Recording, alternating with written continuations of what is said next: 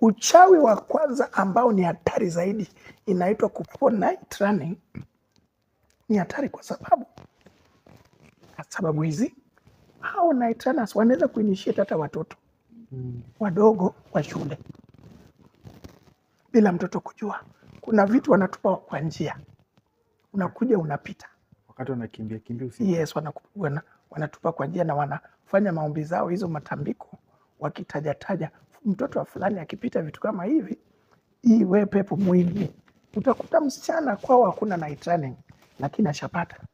Au msichana ameolewa na mwanaume ambaye is a night runner. Wakati amelala pale, atamwambia nichukulie ile kifagio iko kwa mlango. Normally wanaweka kifagio ama anaangusha kisu. Yes, utatoa ile kifagio pale. Baada tu kuishika hivi, kumbuka kifagio inatumika kufagia. Amefagia kila kitu katika life yako na yake imeingia. Ama uchukue kisu, amekata kila chochote, ile link yako na watu wenu umeingia kwa hii sehemu nyingine. Na ukapata. Kwa hivyo nyinyi sasa pamoja mtafanya kazi pamoja. Nasikianga night runners wanakimbianga wakiwa uchi. Kwa nini wakimbie wakiwa uchi? Pepo inataka hivyo.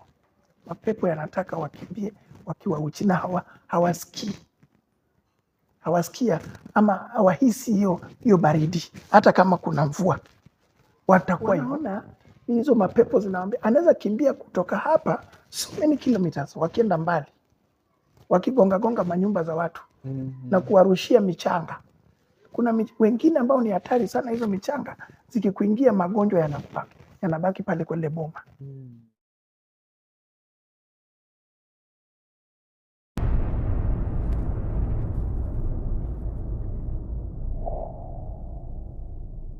Hello everyone, I hope you're doing good. My name is Amos, na kama it's your first time to come across this channel, kindly consider subscribing, na kama ni returning subscriber tuendelee hivyo hivyo.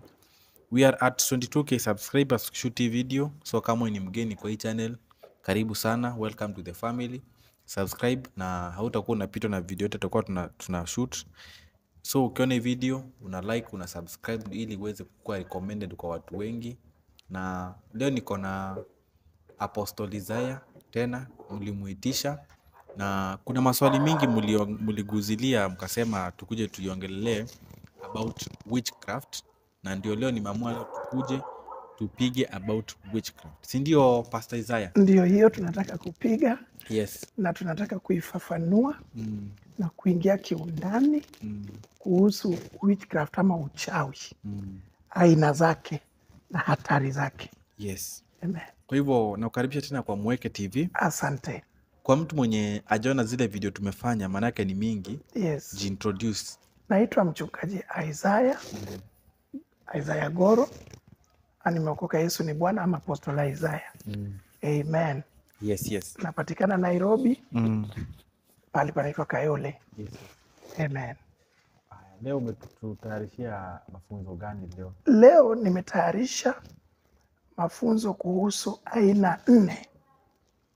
Aina 4 hatari sana za uchawi.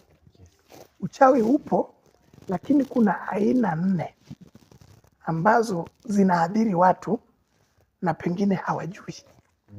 Sababu katika ulimwengu wa kiuchawi mara nyingi vitu vyao wanafanya kisiri. Huwezi jua. Hata unaketi na mtu kama uko katika ile hali ya kiroho, huwezi jua kuna kitu anakufanyia. Kwa hivyo leo nimetayarisha aina 4 types za uchawi ambazo ni hatari, ambazo zinaadhiri maisha ya watu. Yes. Amen. Kwa hivyo uchawi iko na aina zake. Si uchawi si common. Uchawi, tukisema uchawi hiyo tu ni jina, lakini kuna aina. Kuna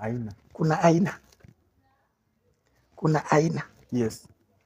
Kwanza kabla tujaanza aina, kwa nini mchawi anaweza kuroga mtu amharibie maisha lakini asisikie ugumu wote ama kitu yote inamuumiza kwa roho akifanya vile? Ni kwa sababu wachawi ama mchawi, shetani ashachukua roho yake, akaichukua kabisa, kaibana.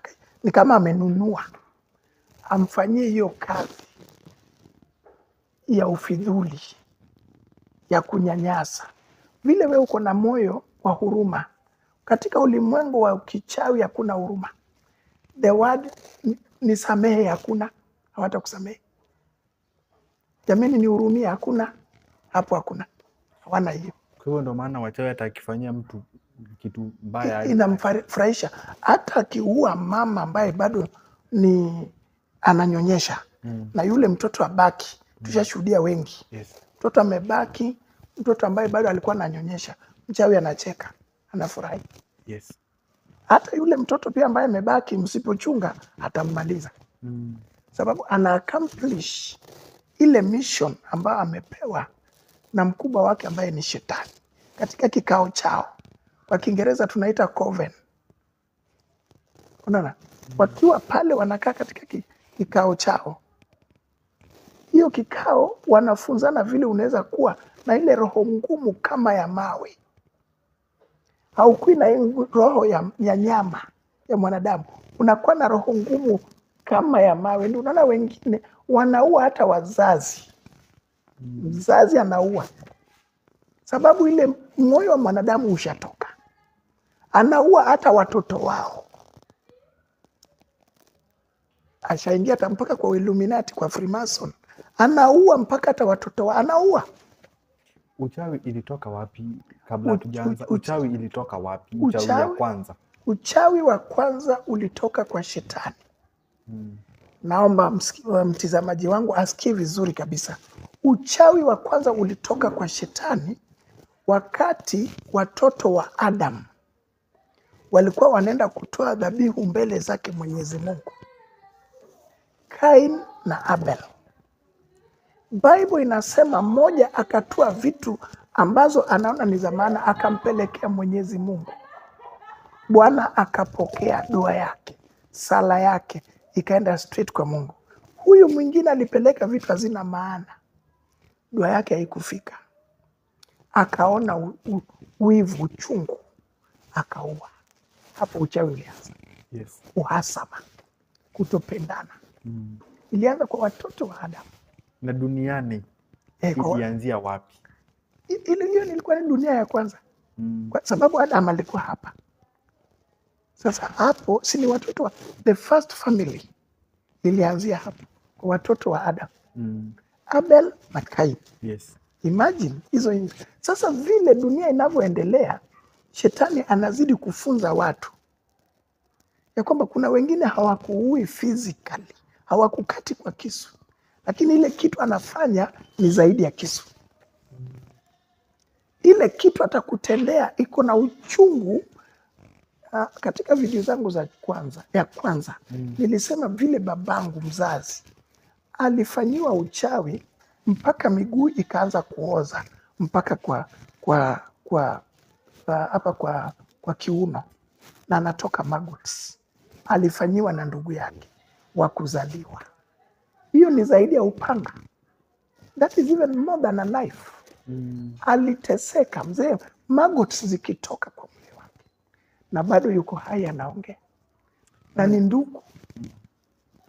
Labda nikuulize, mtu atakurogaje alafu ilo nini amerusha ikupate?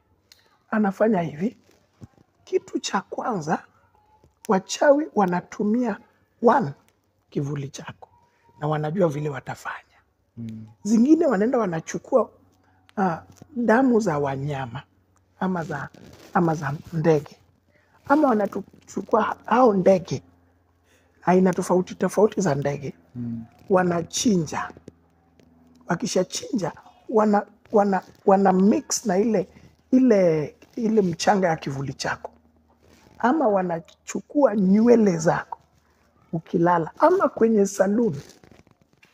Kwenye saluni mtu ashajua ni hii saluni mtu anaenda, mke wako anaenda, ama we mwenyewe unaweza enda saluni ukatiwe nywele. Hata mwanaume unaweza enda, mara nyingi tunaenda kwa kukatiwa nywele.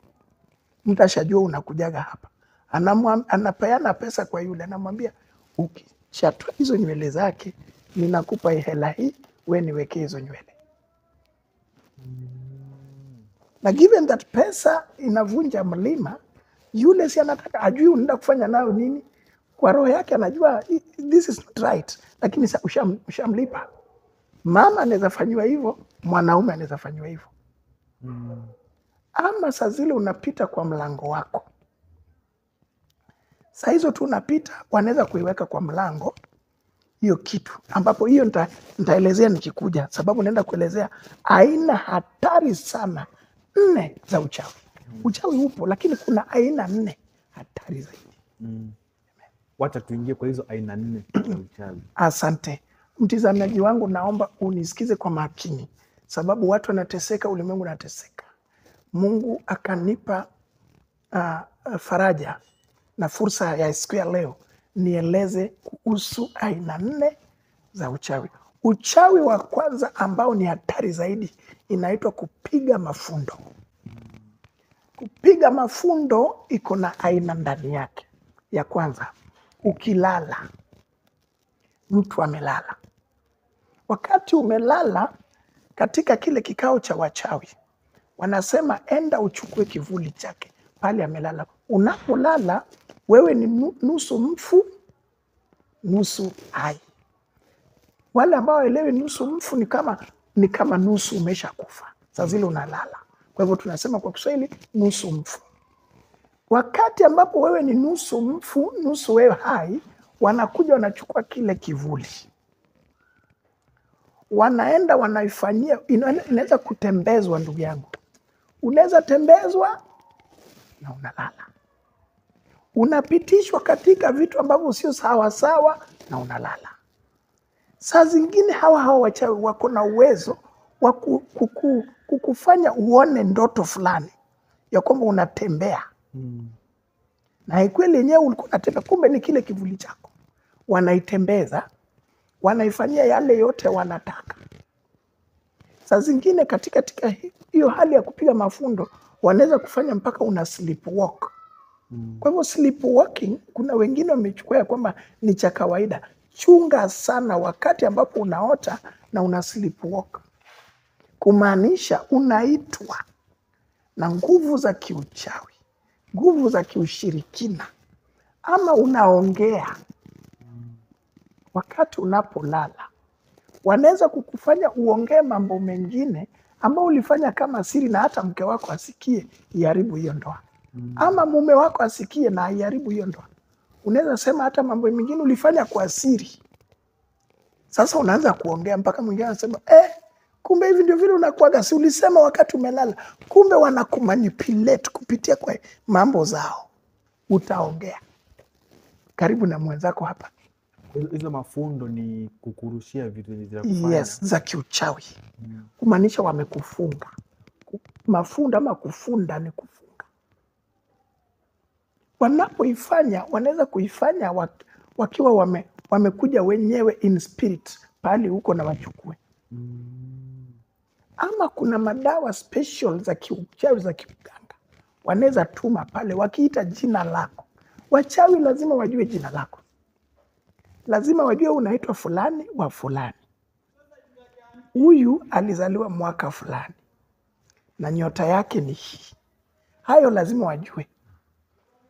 Na hiyo ndio maana mara nyingi sana wachawi wanapokuja ukiwa umelala, kuna wakati wengine unasikia umeota ya kwamba kuna vitu unakula kwa ndoto. Pengine unakula nyama, wanaweza kukulisha nyama hata wakati umelala. Bible inasema ya kwamba msikule hata damu za wanyama, sababu hapo ndio life iko. Kama Wakristo haturuhusi kula damu ya mnyama, lakini pale unakuta umepewa nyama, na hiyo nyama pale umepewa automatically damu ya ule mnyama umeshakula, kumaanisha wanakukulisha mpaka ile life ya zile vitu, kumaanisha wamekuinitiate kwa kitu hauko. Usipoingia kwa uchawi, life yako watakontrol. Kwa hivyo mtu anaweza initiate uchawi through kukula kwa ndoto. Yes. Na wanaweza kukushikisha ama wanaweza kuharibu life yako completely. So, wanaweza kuinitiate na bado wanaweza kuroga kupitia ndoto. Yes. Wanaweza kukuinitiate mpaka uingie ndani, ujipate wewe ni mchawi na kwenu hakuna wachawi. Ujipate unafanya mambo ambayo hata wewe mwenyewe watu wanakuambia, ni wewe kweli. Kumbe kuna watu walishafanya maneno wakasema tumemtarget, tutamwingiza. Na kwa nini watu wengi wakiota hizo vitu, ndoto za kukula sana, inakuanga ni mchele na nyama? Mchele na nyama, kwanza kitu muhimu ni kwamba majini yanapenda sana mambo ya mchele na nyama. Kwa nini? Kwa lugha za Uswahilini unakuta ni pilau, na kuna vitu ambavyo pilau zinapikwa nazo ambazo ina attract hata majini kwa nyumba ya mtu. Unaona hizi karafuu, Spices. yes, those spices, majini yanapenda hiyo harufu. Kwa hivyo nyinyi mlishapika, mafunga vitu pa, majini zinakuja kusherekea pale, lazima zitakunywa hata maji kidogo. Hamkuzibakishia sababu zinapenda zibakishiwe. Kwa wale wamefuga, lazima mzibakishie ama mzipikie zao. Msipozipikia, wewe ambao ulikuwa umepika huku kwako, kwa muda utapata unakulishwa manyama, kumaanisha zile zilichukua zinakuja sasa kufanyia mateso na zitakutesa. Yes. Ama saa ingine majini yenyewe yanakuchukua, na hapo nitaelezea kwa aina fulani tena ya uchawi. Yanaweza kukuchukua wewe mpaka ndani ya choo ujione unajisaidia, haja kubwa ama haja ndogo. Wakati unapoona hivyo, ni kumaanisha tayari katika ulimwengu wa kirohoni haja yako ishachukuliwa, kumaanisha nguvu yako kama mwanadamu ishaenda, ishachukua, imeenda. Wamechukua haja ndogo, wamechukua haja kubwa, hiyo ishaenda. Kumaanisha katika ulimwengu wa kirohoni life yako is being controlled, sio na wewe, sio na wazazi. Kwa ulimwengu wa kirohoni wana control life yako vile wanataka. Kwa hivyo nimesema uchawi wa kwanza ni kupiga mafundo. Yes. Especially unapolala, wanaweza kuifanya ukilala ujione unatembea na watu kikundi, ama unatembea na fulani, ama unatembea na watu ujui. Kumbe kuna vitu vinachukuliwa, wewe unatembezwa. Sasa utatembea mpaka yale ambayo unahitaji hautapata katika life, kumaanisha hatima yako wameshadetermine, wameshaamua ya kwamba wewe sasa ni wao, watakuwa na kutembeza. Ukienda kwa ofisi hii imefungana, biashara hii imefungana, ndoa hii imefungana, watoto hawasomi, ama wakisoma kisirani hii imepata mtoto wako. Kwa ndoa umejaribu hii ukajaribu ile, inakataa, ulipigwa mafundo. Ndoa hii unajaribu inakataa, ile inakataa. So unajaribu kuomba, unafunga, unashindwa, ni nini nitafanya aje? Lakini suluhisho, angalia tu hii video, nitakupatia suluhisho chini vile utabomoa hii spirit ya mafundo. Yes, yes. Haleluya. Uchawi namba 2 ni gani? Hatari sana. Uchawi namba 2 hatari sana, inafanywa kupitia kwa macho na ulimi. Kwa macho na ulimi. Na ninaomba msikizaji wangu asikie hapa vizuri. Katika mafunzo, siku moja mimi nikiwa katika nchi moja jirani, sitataja hiyo nchi sababu hata hii video itaenda mpaka kwao. Kwa hivyo sitaki kutaja hiyo nchi. Haina shida, taja tu. Tanzania. Yes. Nilipata watu wakifunzwa vile wanaweza tupa vitu kwa watu kupitia kwa macho. Wanaweza kukutupia hata panya hai ndani ya tumbo, mpaka hata hizi vitu zinapigiwa ramli, hizi cowrie shells, hata kwa kifua, hata kwa macho yako wanaweza tupa, hata kwa throat, ionekane ni throat cancer, kumbe hakuna cancer. Ionekane ni stomach, maybe ulcers, hakuna. Uonekane mtu ni wazimu, kumbe ni wao wametupa kupitia kwa macho na ulimi. Kwa hivyo Tanzania kuna watu ambao wanaweza tupia mtu uchawi kupitia macho. Hata Mozambique, hata Zambia, hata South Africa, hata Uganda. Kenya ni wachache ndio siku hizi wanajifunza. Kwa hivyo sijasema wachawi wako Kenya, lakini kulingana na yale nilikuta pale, hawa bado wanafunzwa. So watakutupia aje hizo vitu kupitia macho na mdomo? Wametoka katika mashule za kiuchawi. Kuna mashule za kiuchawi Tanzania. Yes, na hata hizo nchi zingine nimetaja. Mtoto wa miaka 3 anaweza kuua kupitia hata kwa grass. Unaona hizi grass, kuna vile anaenda anazisuka.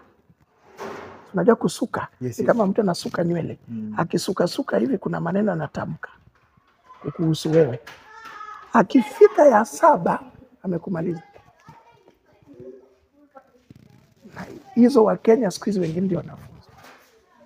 Sasa akisukasuka kuna maneno anatamka. Anatamka ya kwamba huyu vile nimefunga ya kwanza, nikafunga ya pili, nikafunga John, na John jina lake la pili ni fulani, jina lake la mwisho ni fulani. Kabla jua halija John awe marehemu. Ninataka awe marehemu saa fulani. Kwa barabara unatembea ujijui gari ndio hiyo. Ama unakuta watu wanapigana, unaenda kuamua ni wewe utadungwa, ama utagongwa chupa, ama utagongwa stuli. Hospitalini unakwisha. Kumaanisha kuna kitu walifanya. Narudia na nimerudia huko nyuma, life is spiritual. Ama mama fulani alikosana na mama mwenzake, na kukosana tu hivi akamwambia utaniona. Huko nyuma nilisema nimekutana na mama ambaye ujauzito wake ulipita. Kile atafanya kwa macho yake, huyu mama ako na ujauzito. Yes. Kuna kitu atatupa kwa ile tumbo. Na atalitamka kwa moyo wake, na moyo lazima utatumia ulimi. Yes. Ikae hapo, hiyo shida ikae kwa hiyo tumbo, iwe ni kama cancer ama a bleed to death. Within few hours ama a few hours utaanza kuona mtu ameanza kuwa na shida ya kubleed. Hawa watu wanatupanga hizo vitu ni wale watu wamechanjwa? Ndio lazima wachanjwe. Wengi wamechanjwa ulimi, na wengi wamechanjwa hata chini ya macho, wengine wamechanjwa hata nyuma ya masikio, wengine wamechanjwa katikati ya kichwa, wengine wamechanjwa hapa kwa throat. Hapa ni voice box. Kwa hivyo anatamka kitu. Kwa hivyo wamechanjwa. Aidha na manyanya zao ambao wanafanya hiyo kitu, sababu hii uchawi haitoki from nowhere, inatoka from somewhere. Kuna watu initiate watoto wao wafanye mambo kama haya. Akienda anaona anaenda uzeeni mwake, anaita mjukuu wake ama mtoto wake yule anampenda, anamwambia wewe nitakupatia urithi. Unafikiri urithi ni shamba ama ni ploti? Kumbe ni uchawi unapewa. Ile process ya kuchanjwa inakuanga aje? Wakati wa kuchanjwa na kupewa hizo vitu ni kama ceremony. Kuna makuku wanachinja, wengine wanachinja mbuzi, sababu wana appease gods. Yes. Those spirits wanachinja mpaka hiyo damu lazima iende chini. Inapoenda chini kwa ardhi, ile spirit inaamka ikilambalamba hiyo damu. Inakuja mtu anakuwa possessed. Vile mtu anaweza kuwa possessed ama amejazwa na Roho Mtakatifu, ndio vile mtu anaweza kujazwa na Roho Mtakachafu. Yeah, it is the opposite. Huyu amekuwa possessed na Roho Mtakatifu, na huyu anakuwa possessed na Roho Mtakachafu. Ile nini ikilambalamba ikimuingia na inamuingia. Sasa inasema kwamba umemaliza kazi na umetuita tuingie kwa huyu, zitaingia. So wakati inaingia yule ambaye aliomba hizi vitu zingie kwake, somebody anakuwa in trance. Nitarudisha kibibilia. Wakati Elijah alipokuwa anataka kwenda, Elisha mtumishi wake akaambiwa na manabii, aliambiwa na manabii ya kwamba unajua Bwana wako leo ataenda. Hakuamini, na yeye akamuuliza. Ilipofika walipovuka mto Yordani, akamwambia ukiniona nikienda, alikuwa ameitisha ile kitambaa alikuwa nacho. Uchawi inaridhiwa. Vile unaweza inaridhiwa. Alimwachia ile kitambaa. Ile nguvu Elijah ilikuwa nayo ilianza kufanya kazi kwake Elisha immediately. Alipochapa mto Jordani ilikuwa parted. Alipokaa wale watoto walikuwa namuita huyu mzee kipara anakuja, dubu ilitoka na ikawamaliza. Kumaanisha vile ilitendeka katika ulimwengu wa Roho Mtakatifu Elijah na Elisha. Hata katika ulimwengu huu wa kiuchawi na kiuganga, mama anaachia watoto urithi. Na kama mbona unasikianga watu wengi wanasema, kwa sana sana TikTok naonanga wengi wanasema ukiachia uchawi na ukatae unakufa wewe mwenyewe, ama inakusumbua mpaka ile siku utaikubali. Correct. Ni kwa nini? That is true. Ukikataa wanaweza kukuua wao, ama unaweza kugonjeka, sababu zile spirits zinataka kukutesa mpaka usubmit, weke mikono, useme sasa nitafanya hiyo kazi. Ile kitu inaweza kukuokoa hapo ukifikiria kwa haraka na utafute watumishi wa Mungu, kutafuta kanisa la kweli, na hizi spirits zitolewe. Hizi mapepo ni mapepo, zitolewe, zikuache. Kuna wengine tumeona wamekonda, hawakuli, wamepelekwa mpaka hospitali, mtu anaongezwa maji, kumbe ni zile spirits alikuwa aliachiwa zinataka kuanza kazi. Yeye anafikiria pengine na ugonjwa haikosekani, sijui nini, tumbo inauma, mgongo inauma, kichwa inauma, zinakuja kwa sampuli mbalimbali, lakini saa ile utaombewa ndio zitaondoka. Kwa hivyo suluhisho ni hiyo, ni maombi. Yes, tuendelee. Hiyo nimesema uchawi aina ya pili. Nimesema inapita kwa macho ama ulimi. Hao ni wale watu wenye wanaongea kwa mdomo, wale wanaweza fanya wanaweza cause accident kwa kuongea. Kwa kuongea, ama anaona tu nakula barabarani. Anasema kitu kwa moyo wake, na hiyo mahindi ambao unakula hiyo ikiingia ndani ya tumbo zinageuka wadudu. Unaumwa tumbo kweli kweli. Utaumwa tumbo ambapo usipopata njia ya kusaidiwa inaweza kukumaliza. Kuna wengine wametafuta njia za kimiti shamba, kuna wengine wametafuta maombi, lakini anaweza kutupia chochote, ama anaweza tupa hiyo vitu zake za uchawi hata kwa shamba ya mtu. Mpaka unaona nyanya zilikuwa zinanawiri, zinafanya vizuri, zote zinaanza kuwilt. Unakuta nyanya zinaanza kuoza, ziko na wadudu, alitupa. Hata maembe kwa shamba anaweza tupia. Hata uko na fish pond anaweza kuziua kupitia kwa hiyo. Hata ng'ombe inatoa maziwa mengi, anaweza itupia mpaka tumbo. Ng'ombe inaanza kutoka damu kwa hizo titi, hizo matiti za ng'ombe. Pia uenda wazimu. Yes, hata ng'ombe inaweza kuwa wazimu. Na saa ingine pia hata ng'ombe wanaweza funga mpaka ng'ombe haizai. Hata ng'ombe. Kwa nini? Sio ng'ombe ndio inateswa, ni wewe unateswa. Kwa hivyo wanaenda wanagonga mpaka zile wanyama umefunga. Kwa hiyo macho tu wanaweza kuja kufanya kupitia kwa hiyo macho yao na ulimi mpaka kwa biashara yako. Biashara ilikuwa imenoga, anaitamka kwa kichwa ya kwamba hii duka imeandikwa bla bla bla bla, isipate wateja, anatupa hiyo kitu hapo, anasema kwa moyo wake nimeifunga. Kesho wateja wako, kesho kuta, mpaka hizi vitu ziko hapa, maziwa zinaoza, makeki na mamkate zinaoza, na wateja hawako. Kumbe kuna kitu kilifanya. Unashinda, jamani, hii ni nini? Ama uko na samaki unauza, unakuja unaweka barabarani, umechoma vizuri, hakuna wa kununua, mpaka urudi nazo nyumbani. Kesho tena uamue zingine upike, unakuta sasa zimeshaanza kuchachuka, zinaharibika, zimeoza. Uchawi iko. Hao ndio wanatupianga mpaka mtu uenda wazimu. Napata mtu amekuwa mwenda wazimu. Ndio uenda wazimu. Kwanza mtu anarushiwa aje? Na mtu anarushiwa uenda wazimu especially wakati mtu amelala. Vile nilisema mara ya kwanza, ukilala wanakuja na chukua kivuli chako. Kuna uenda wazimu unaweza fanyiwa hivyo kama umelala, na kuna ingine unaweza pewa chakula. Unaweza pewa tu chakula, na hiyo chakula haikuanzi saa hiyo, sababu wako smart.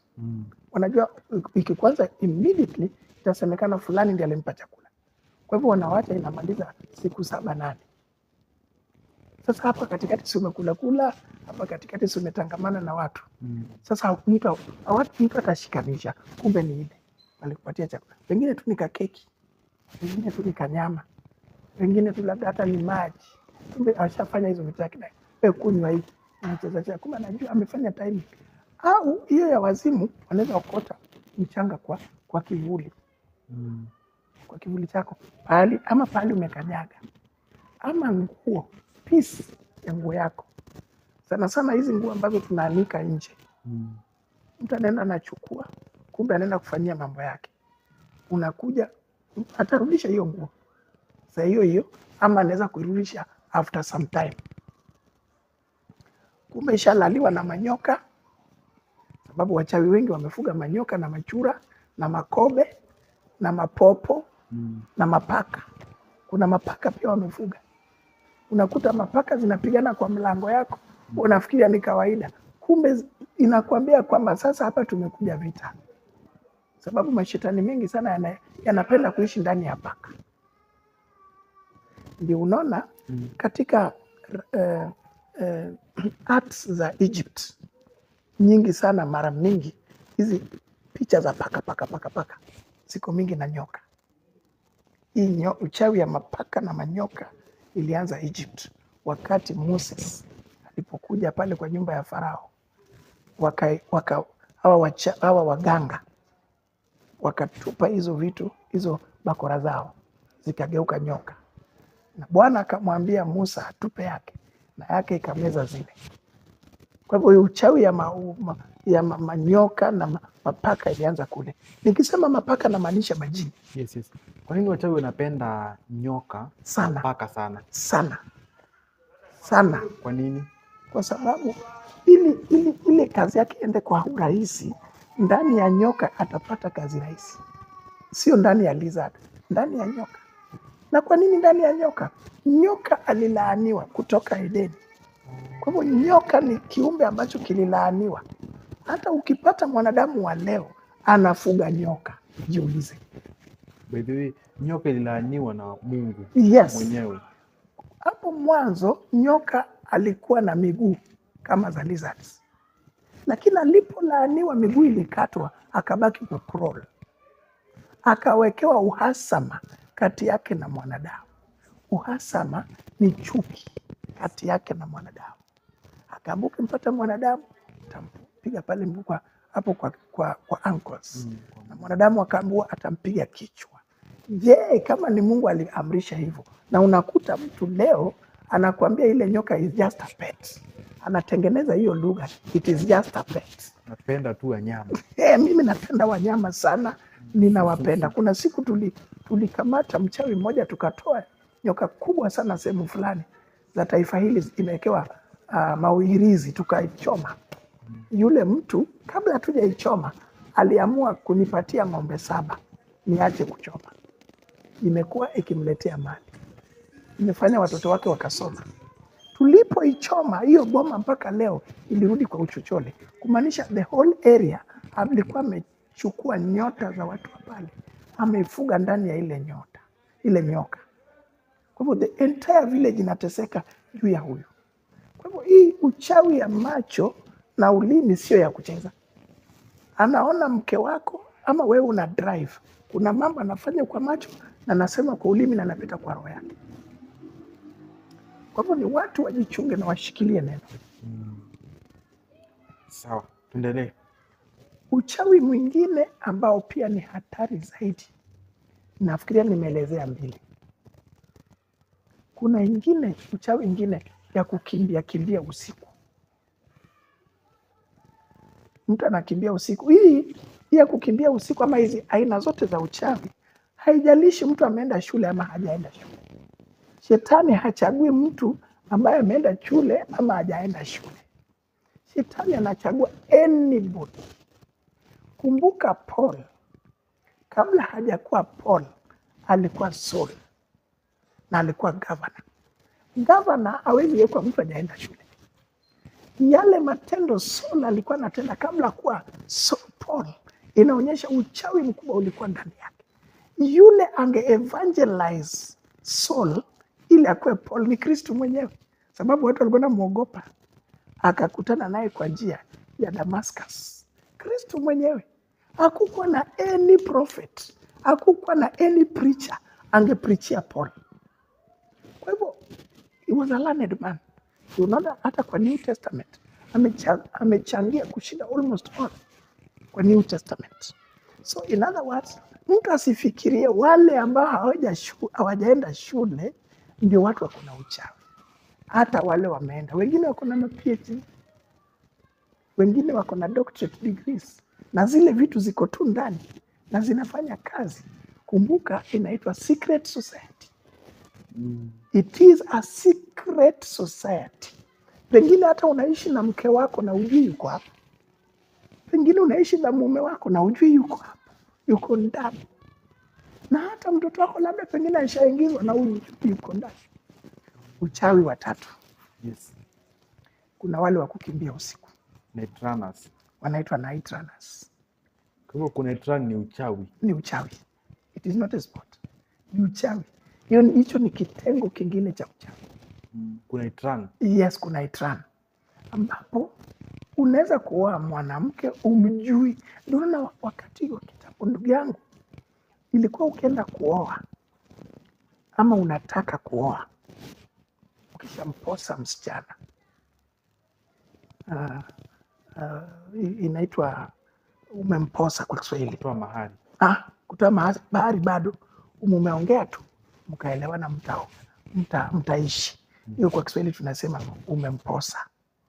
Sasa hapo katikati, kabla hujamposa, hapo nyuma, nilikuwa nitakana ya kwamba unakuja unaambia mtu hapa kwa boma lenu, iwe ni shangazi ama mama fulani ama mzee fulani wa makamu, nimeona msichana fulani, hebu nichunguzie kwao vizuri. Anaenda anaangalia, anachunguza, anajua background. Leo hiyo hakuna. Mnakutana kwa bashi, ushaona amevaa longi safi na amekatika kweli kweli, akainua mikono juu na miguu, na huyu ndiye anafaa kuwa mke. Kumbe hujui unabeba nani, nenda naye kwako. Kwa hivyo ile system ya kitambo ilikuwa inasaidia, sababu utajua background, which is very important.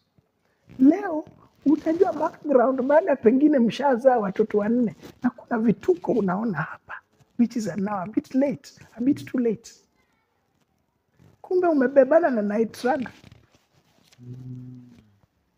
ambaye usiku ukilala wanakubeba, wanakuweka kwa yale manyoka na mafisi na vitu takataka mingi. Kuna pahali ndugu yangu, bado nitataja, tulikuwa usiku tunaletewa chai. Mtu akasema ya kwamba mimi kabla sijawala naenda kuwaletea maziwa. Hii ni tukio la kweli, naenda kuwaletea maziwa, lakini ng'ombe zangu ziko kwa maji. Vile nyinyi watumishi wa Mungu niombeni, naenda kwa maji kuwakamua niwaletee maziwa, hamjawahi kunywa. Watu walibaki na question marks. Ng'ombe zangu ziko kwa maji. Kumbe sio ng'ombe vile tunaelewa literally ng'ombe. Kumbe ni hippos. Wanakamua hippos. Wameshazifanya mpaka zikakuwa, kwa Kiingereza tunasema docile. Hata akizikamua yeye, sio everybody, yeye akizikamua zinanyamaza vizuri vile ng'ombe itanyamaza mpaka ndoo ijae. Watu wamekuwa wakisifia sana hiyo area ya kwamba maziwa ya fulani ni maziwa matamu, tena ni maziwa ambayo iko na cream, kumbe ni za hippo. Wakati anazikamua akiwa pale ndani ya maji, anaketi juu ya crocodile. Sasa hiyo ndio kiti. Huyu ni mtu ambaye ni mume wa mtu ama ni mke wa mtu. Je, ile maziwa watu ambao wameikunywa si wamekuwa initiated? Sababu si ataongea, atafanya mambo kwa macho, atasema kwa ulimi, utaingia kwa kitu uelewi. Hiyo tulishuhudia pale fulani, hiyo ilikuwa ni Kenya hapa, tulishuhudia sehemu fulani. Na namshukuru Mwenyezi Mungu, huyo mtu Mungu alimwokoa na hizo pepo ziliondoka. Leo anamtumikia Bwana. Yes. Haleluya. Yeah. Kwa night running ni hatari kwa sababu hizi. Hao night runners wanaweza kuinitiate hata watoto wadogo wa shule bila mtoto kujua. Kuna vitu wanatupa kwa njia, unakuja unapita, Wakati wanakimbia kimbia usiku. Yes, wanatupa kwa njia na wanafanya maombi zao, hizo matambiko, wakitajataja mtoto wa fulani akipita vitu kama hivi, hii we pepo mwingi. Utakuta msichana kwao hakuna night running, lakini ashapata. Au msichana ameolewa na mwanaume ambaye is a night runner. Wakati amelala pale, atamwambia nichukulie ile kifagio iko kwa mlango. Normally wanaweka kifagio ama anaangusha kisu. Yes, utatoa ile kifagio pale kwa mlango pale. Kwa nini inaachwa pale? Mama atasema sitatoa. Hapana, wewe toa tafadhali. Atajaribu sana kukupembeleza ukatoe. Baada tu kuishika hivi, kumbuka kifagio inatumika kufagia. Amefagia kila kitu katika life yako na yake imeingia.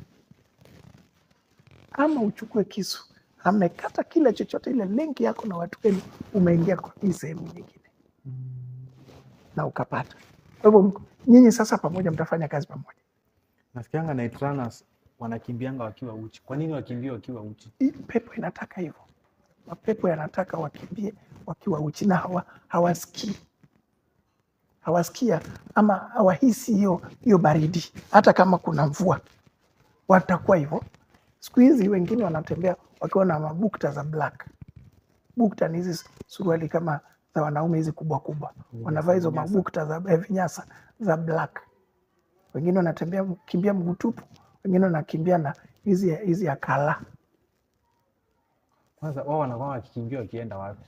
Wanaona hizo mapepo zinawaambia anaweza kimbia kutoka hapa so many kilometers, wakienda mbali, wakigonga manyumba za watu na kuwarushia michanga. Kuna wengine ambao ni hatari sana, hizo michanga zikikuingia magonjwa yanabaki pale kwenye boma. Wengine wanachukua hata ng'ombe za watu wanakimbia nazo. Hizo ng'ombe kesho unakuta ng'ombe jamii nimechoka. Kuna pale naomba tu tafadhali ukiniruhusu nirudie pale kwa mafundo. Yes. Hapa kwa kuchoka. Mara nyingi mtu akifanyiwa mafundo usiku akiwa amelala, ukiamka asubuhi unajipata umechoka kabisa. Hauko kwa moods. Awe ni mke awe ni mume. Yes. Umechoka kweli kweli, unashindwa ilikuwa ni nini? Alafu katika ulimwengu wa kirohoni kuna maneno wanataka utamke. Mi leo hata sitaweza chochote. Bas. What's up powers? Mimi leo sitaweza chochote. Acha kufunga. Katika ulimwengu wa kirohoni hautaweza chochote. Kesho pia watafanya hautaweza chochote. A week can go, a month can go, hautaweza chochote. Siku asubuhi ukiamka ni vyema kutamka ya kwamba maguu yangu, mbele yangu, nia zangu zimetambuliwa na Bwana. Usiseme mimi sitaweza chochote. Ukisema hivyo umepatia shetani mamlaka. Hivyo words of affirmation asubuhi ukiamka ni mzuri sana. Yes. Sababu ukiconfirm mimi sitaweza, umewapatia kibali, kifungu ya kuingia na kucontrol your life. Kataa katika mikono, katika jina la Yesu, kataa kabisa. Daudi akasema ya kwamba Bwana ni mwanga wa taa ya miguu yangu. Kwa hivyo kusema mimi sitaweza, basi hapo una confirm ya kwamba kile ambacho kimekuchokesha umeipatia mamlaka. Kataa. Amen. Nimegusa uchawi namba 3. Ya mwisho. Naenda kwa uchawi wa mwisho. Na huu uchawi wa mwisho ni wachawi ambao wanatumia watu ambao wako kwa mochari. Wameshawekwa kwa mochari. Lakini wanaenda pale wakivizia, wakitafuta viungo vya mwili vya watu ambao wamekufa. Especially wale ambao watajika. Mtu mfanyabiashara ambaye ametajika, a famous one. Sio tu, not just everybody. Mwalimu fulani, an accountant fulani, wanakimbia pale wanamnyoa. Hizo wakichukua pale ya mtu amesha kufa, hizo vitu wanakuja kuchukua na inawanufaisha katika kuchukua nyota za wengine. Wanachukua, wanaingizia watoto wao, mabibi zao, mabinti zao. Wanaambiwa enda uchukue, kama sana wale, narudia, wale wametajika. Wanaweza kuingia pale kwa njia yote ile. kama ndege ama upepo unasikia unavuma mkali papapapa, kumbe kuna vitu zishaingia hapa zina operate, zinafanya kazi. Kwa hivyo mtu wako akiwa mgonjwa ama ameshaenda, muombe. Zinaweza fanya mpaka hata mkiwa kwa barabara unaweza pata accident, sababu huyu mtu alishafanyiwa vitu na amjua alifanyiwa nini na nini na wakaweka nini kwa hii mwili. Kuna mtu tulipata alishakatwa kucha na yuko kwa mochari, alishakatwa kucha na hata nywele amenyolewa. Tukiuliza hao watu wa mochari hawakufanya, kumaanisha kuna watu walikuja wakafanya. Hata nasikianga wengine wanaendanga to an extent ya kulipa mortuary attendant. Wanawafanyia hizo kazi, wanawafanyia hizo kazi, na wakifanya hizo kazi wanalipwa, ama hao wanakuja saa zile wale hawako. Yes. Wanafanya influence fulani ya kwamba pengine walale na wafanye peke yao. Hasa wakinyoa ile nywele wataenda kuifanyia aje? Ile nywele wakishachukua wanajua fulani ni mfanyabiashara maarufu. Hii nywele tukishatumia, kumbuka katika mwili wa mwanadamu kuna vitu viwili tu ambavyo huwa havikufi. Ukishakufa kuna vitu viwili havikufi. Nywele hazikufi, zinaendelea kumea, na kucha za mwanadamu. Hii ndio maana wachawi wengi wanatafuta nywele na kucha, iwe uko hai ama ushakufa, wanatafuta nywele na kucha. Kwa hivyo hapo msikilizaji, mtazamaji asikize kwa makini. Nywele zinatafutwa na kucha. Hizo ndio katika mwili wote wa mwanadamu.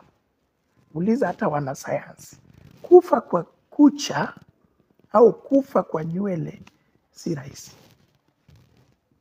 Na hizo vitu ambazo hazikufi kwa urahisi ndio wanachukua hiyo utajiri ambayo alikuwa nayo kwa nywele. Kumbuka Waswahili wanasema akili ni nywele, ama akili ni sana sana akili ni nywele. Kwa hivyo hizo nywele wakichukua, ana transfer pale. Akisha transfer pale, unasikia fulani alikuwa na mali, huyo sasa marehemu, lakini ile boma inazidi tu kufifia mpaka inaisha, zilichukuliwa. Nafikiri mtazamaji ameelewa sasa, zimechukuliwa ama kucha zilichukuliwa. Ndio unaona wengine mtu akifa hawataki sana sana ujifanye unashikashika huyu marehemu, sababu hawajui ni nini unataka kufanya hapa. Wengine hizo mapepo zao zinawashurutisha mpaka hata mbele ya watu wanataka kuchukua hizo vitu. Nafikiri ushaelewa. Kuna wengine nilisikia wanaendaga to an extent ya kulala na maiti. Yes. Ni kwa nini? Kugain powers. Shetani anakuambia ukilala na huyu maiti, ukishalala na huyu maiti ambaye sasa hajijui, lakini sio maiti zote. Unaambiwa specific ati maiti yule kulingana na nyota ya yule mtu marehemu, ile nyota alikuwa nayo. Ukishalala naye umechukua ile nyota, enda nayo. Sio kwa hivyo tu, sio maiti zote, chukua ile nyota, enda nayo. Na ni ukweli ukilala na yeye utapata ile nyota yake. Yes. Kuna wengine si hata ni kulala tu peke yake, wakishalala kuna vitu, kuna rituals wanaenda wanafanya wakiomba hizo miungu zao. Vile huyu alikuwa ametajirika, vile alikuwa vizuri, ameendelea hivi vizuri, watoto wake walikuwa wanaendelea vizuri, hizo nyota tuazichukua. Na hakika watazichukua na uone pia wanaendelea tu vizuri, watoto wake wanasoma vizuri. Kumbe alifanya mambo ambayo sio ya kawaida. Kuna mahali na mara nyingi yes. Wakitaka kulala na hawa maiti huwa wanafanya kabla siku 4. Kabla siku 4. Kwa nini siku 4? Kabla siku 4. Unajua the devil is a copycat. Kristo alifufuka baada ya siku 3. Kwa hivyo baada ya siku, ikipita siku 4, hii kitu haitakuwa na power kwa huyo. Kwa hivyo unaifanya below 4 days. Yes. Kaburi liko na kona ngapi? Before 4 days. Sawa. Kuna mahali ulikuwa umeguzilia tukimalizia kivuli ya mtu. Yes. Inaweza kwanza kabla haijachukuliwa, nasikia kuna watu unapata anatembea lakini hana kivuli. Ni kweli. Najua imewaka. Ni kweli. Kuna watu wanatembea na hata ukiangalia kivuli chake hakuna. Na ni mwanadamu. Na anatembea kwa jua. na anatembea kwa jua, kumaanisha katika ulimwengu wa kirohoni ilishachukuliwa. Kama mko na njia, saidini hivi kwa haraka, huyo karibu sana anaenda. Na pia kuna wengine ambao wameficha vivuli zao, Kuna watu wanaficha. waganga sana sana, sababu they are ever cautious. Wanajua ya kwamba vile wanachukua anga za watu, kuna waganga wenzao ama kuna mtu anaweza kuja kuchukua yake. Kwa hivyo kuna vile wanazificha katika hizo njia zao za kiuganga isionekane. Sio hizo, sio uganga, sio waganga wa hivi hivi, waganga ambao wamefika katika ile kiwango utaita mtu ni mganga. Na wale ambao wa kupigana nao pia ni watu wameenda kwa maombi ya kiundani. Kumbuka Elijah alipigana nao 450 na Elijah ni mtu mmoja. Hao Elijah pia wengine bado wako mpaka leo. Haleluya. Kuna mtu aliniambia alionyeshwa kwa ndoto picha zilikuwa kwa chungu na zilikuwa kwa bahari. Picha za mtu zitafikaje kwa chungu na kwa bahari? Inaweza kuwekwa picha, inaweza kuwekwa picha ile umepigwa ikawekwa kwa chungu ama kwa chupa, na pia kivuli chako inaweza chukuliwa ikawekwa kwa chupa ama kwa chungu, ikaonekana ni wewe kabisa, sababu ni wewe. Kwa hivyo inawezekana, na mara nyingi kweli wanazitupa kwa bahari. Sababu gani? Zinaenda kulindwa na majini zao kule chini. Majini mara nyingi zinaishi kwa maji, na sio kwa maji peke yake. Majini pia sio maji peke yake. Hapo nitaelezea watazamaji. Majini sio mara nyingi wanaishi kwa maji, wanapenda kuishi kwa maji, lakini hata mpaka kwa manyumba zinaishi. Na pia majini zinapenda kuishi pahali kuna desert areas. Na hizo desert areas ukipata kuna majini, hiyo around that place kuna pahali panaitwa oasis. Oasis ni pale kuna maji kwa desert. Kwa hivyo zitakuwa huku, lakini kuna oasis around, ambapo zikitoka pale zinakuja kucheza pale, ndio zinaenda pale. Kwa hivyo pahali patatu majini yanapenda ni kwa maji, hata kwa manyumba, na pia kwa desert, especially near oasis. Nimeelezea. Kuna mtu aliniambia, aliniuliza kwa comment, majini inakaaje? Majini ni mapepo, ni mashetani. Leo siku hizi tukiona kwa mtandao tunaona mamaids tofauti tofauti. Mamaids na majini ziko tofauti. Majini ni spirits ambazo ukiziona hivi kwa macho ni nadra, si rahisi, si rahisi sana. Ndio maana unaona zinaingia mpaka ndani ya paka, zinaingia mpaka ndani ya chura, zinaweza ingia mpaka ndani yako. Mamaid haiwezi ingia ndani yako. Kwa hivyo kuna tofauti. Kwa hivyo jini ni spirit, na jini kuitoa inabidi ya kwamba mtu ambaye amekuwa empowered spiritually na Roho Mtakatifu ndiye anaweza kuifight na yote. Na atakwambia ni majini mawili, matatu, manne, na ziko hivi. Kuna majini ya kiume na ya kike. Majini yakikuja hata kwa nyumba ya mtu zinaweza kuzaana. Ulinunua mbili, utakuta kwamba hii boma yote sasa ni majini na tawala. Zinaweza kuwa hata 100. Sawa, tukimalizia kuna nyingine yenye umebakisha ama zimeisha? Nimemaliza. Yes. Amen. Sawa, uko na message gani kwa watu wangu tukimalizia? Ninataka niwaambie watumishi wa Mungu ya kwamba Biblia inasema the Lord will build a wall of fire around you. Kwa hivyo usiogope hata kama kuna vita, kuna shida, kuna Mungu. Zaburi 35 mstari wa 7 unasema ya kwamba yeyote ambaye amekuchimbia kaburi ataingia wa kwanza. Akiwa ametumia njia za kiuchawi amekuchimbia kaburi, ataingia wa kwanza, kumaanisha ataenda mbele yako katika jina la Yesu Kristo. Kwa hivyo kuwa na ujasiri. Isaiah 54:17, no weapon fashioned against you shall prosper. Kaa na hiyo ujasiri. Na kuna neno moja tu imeandikwa katika Biblia 365 times, do not fear. Hiyo tu imeandikwa kwa Bible from Genesis to Revelation. only one word imeandikwa 365 times. So in other words, even today, vile unavyo watch hiki kipindi, do not fear. Tomorrow, do not fear. Kuna Mungu. Kuna mtu alisema tumpatie Bible verses zenye atakuwa anazisoma Yes. na anaomba za kumkinga against kurushiwa uchawi na vitu kama hizo. Cha kwanza ni Psalms 91.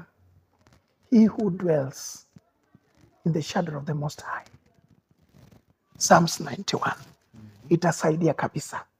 Ukiishi katika kivuli cha Mungu aishie milele, utasema huyu Mungu ndiye mwamba wangu, huyu ndio kivuli changu. Another verse ni Jeremiah 15 verse 20. Inasema ya kwamba kupigana watapigana nawe, lakini hawatakushinda. Nitakuweka kama mnara wa chuma. Jeremiah 15 verse 20. Ingine ni Isaiah 54:17. No weapon fashioned against you shall prosper. Ingine ni Proverbs 30 verse 30. Inasema ya kwamba cha kwanza yeye ni simba. Yamini simba akija hapa tulipo, hata kama kuna elephant itatoroka. Bible inasema from the book of Proverbs 30 verse 30 ya kwamba cha kwanza yeye ni simba. Hakuna mnyama yeyote ambaye anapishana na yeye, atanguruma. Sasa hizi Bible verses atakuwa anasoma ama atakuwa anasoma akiomba? Ukiomba na unaziquote. Alafu finally Jeremiah 29 verse 11. Ya kwamba Mungu ana mpango mwema juu yako, juu ya watoto wako, juu ya kazi yako, mpango wa kukuinua. Amen. Kwa hivyo unaweza kuzisoma au unaweza kuziquote wakati unapoomba. Kando na hayo, pia unaweza kupiga tu simu na tukusaidie kwa maombi pale unaona kuna shida. Yes. Yes. Mtu mwenye angependa kukufikia, atakufikia kupitia kwa njia gani? Mimi jina langu naitwa Pastor Gora Isaiah, ninaokoka Yesu ni Bwana. Nambari zangu ambazo unaweza kunipata ni 0733 79 49 10. Narudia, nambari zangu ni 0733 79 49 10. Yes. Namba yangu nyingine ni 0707 70 5376. Narudia, namba yangu nyingine ni 0707 70 5376. Bwana wabariki, awainue, awatete wainue. Yes. Sawa, asante kwa mafunzo ya leo. Amen. Na nitazidi kukuleta ili uweze kuelimisha zaidi na zaidi na zaidi. Asante. Yes. Hallelujah. Sawa, asante kwa muda wako. Asante. So to my love viewers, kama wafika hapa na subscribe, kindly consider subscribing na I will see you in the next one.